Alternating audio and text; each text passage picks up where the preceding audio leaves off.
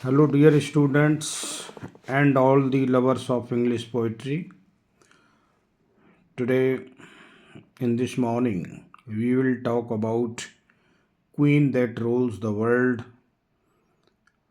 एक पोएम है देवेश की जिन्होंने शीर्षक दिया है queen that rules the world, रानी जो दुनिया पर राज करती है। कौन सी है वो रानी? इंग्लिश लैंग्वेज जो दुनिया पर राज करती है।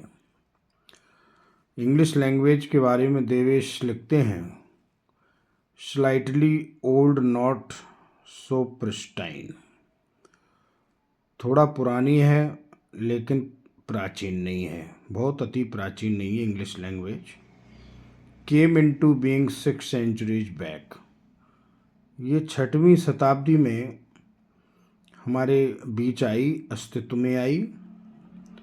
इंग्लिश भाषा का ये इतिहास है। Actual historical fact can be seen unlike some scripts mythical peck, वास्तव में तो इसका इतिहास जानने के लिए हमें पौराणिक स्क्रिप्ट्स देखनी पड़ेंगी, लिपियां देखना पड़ेंगी कि कहाँ से स्टार्ट होती है English language. Had an alliance with her Paragon, और जब हिस्ट्री में जाते हैं तो पता चलता है कि इसके अंग्रेजी भाषा के कुछ प्रतिद्वंदी रहे हैं, और उन प्रतिद्वंदियों का इतिहास भी इन स्क्रिप्ट्स में मिलेगा। प्रतिद्वंदी कौन है इंग्लिश लैंग्वेज के? Latin, French, Greek to settle on, ये उनके प्रतिद्वंदी हैं। इंग्लिश लैंग्वेज के ये प्रतिद्वंदी हैं। इन्हीं से कुछ शब्द लिए गए हैं, borrowed some words from them, rapid growth, और इंग्लिश लैंग्वेज इनसे शब्द उधार लेती रही, इन भाषाओं से, और बड़ी जल्दी से तरक्की करती रही। Got a world wide fame, और इन सब को पीछे छोड़ दिया, लैटिन, फ्रेंच, ग्रीक को, और बहुत आगे बढ़ गई और फेमस हो गई। स्ट्रगल्ड इनिशियल फॉर सर्वाइवल, इसने बहुत संघर्ष किया है अपने आप को जीवित रखने के लिए। पर्सोनिफिकेशन अलंकार है, इंग्लिश लैंग्वेज को पर्सोनिफाई किया गया है। Fame struggled initial for survival, शुरुआत में इसने बहुत संघर्ष किया इंग्लिश लैंग्वेज ने। ड्यूरिंग थाउजेंड एंड थाउजेंड, और हजारों साल से किया। 100 फॉर चौसर, 100 मीन्स 1000 और 4 मीन्स 4, यानी 14वीं शताब्दी में चौसर आए, गाबर आए, बेक्लिफ आए।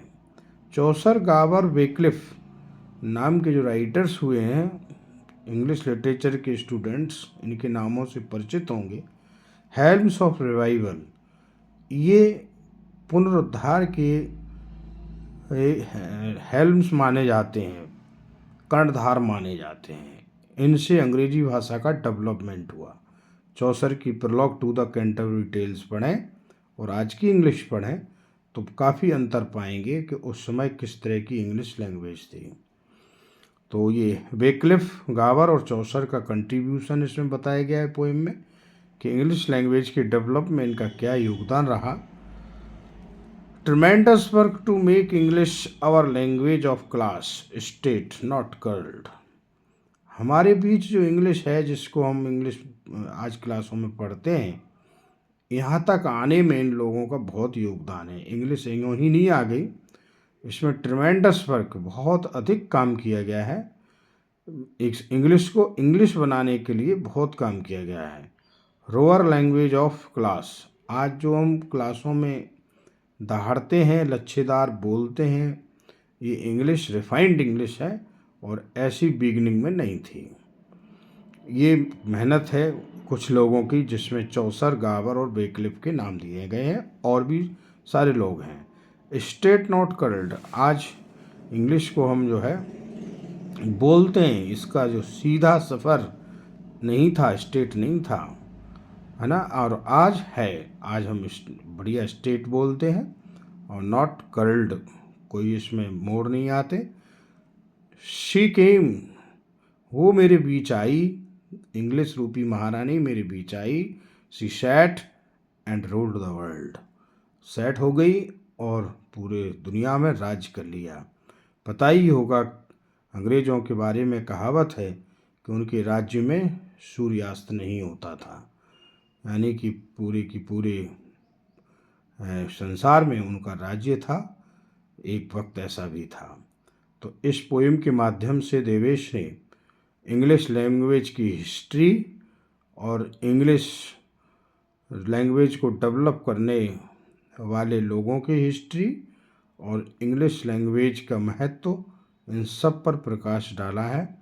और ये जो है इंग्लिश लैंग्वेज का जो वर्तमान सफ़र है, रिफाइंड है, वहाँ तक आने में इसको कितने संघर्ष करने पड़े, ये भी बताया गया है। आज की क्लास में सिर्फ इतना ही। Thank you very much.